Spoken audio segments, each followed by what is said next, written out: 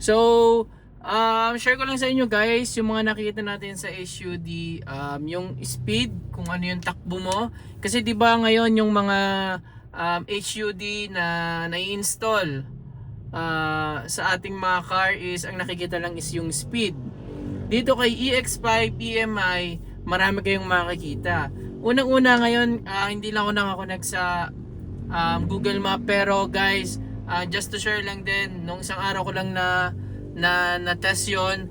Bali, aside from speed, yung mga sasakyan, yung mga nasa-sense niyang sasakyan, tao, motor sa unahan, nakikita rin pala dito sa HUD yung yung location kung saan ka papunta pag connected ka sa Apple CarPlay or Android Auto.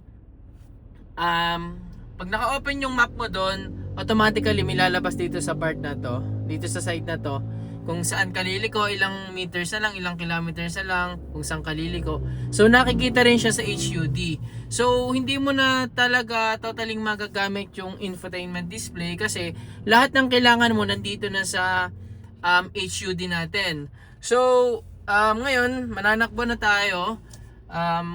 Gumagamit tayo ngayon ng stand phone dito sa ating sasakyan.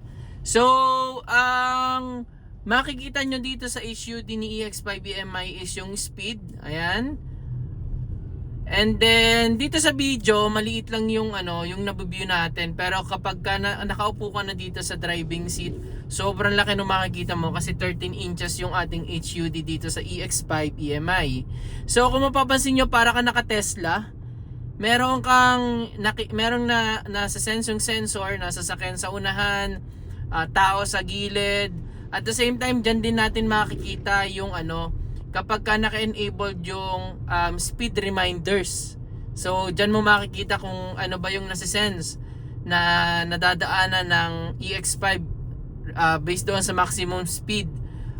And then makikita nyo rin dyan guys yung sign kapag merong sobrang lapit sa likodan natin, may bubunggo sa likodan natin, makikita nyo rin dyan sa part ng ating logo na sasakyan doon sa ating HUD.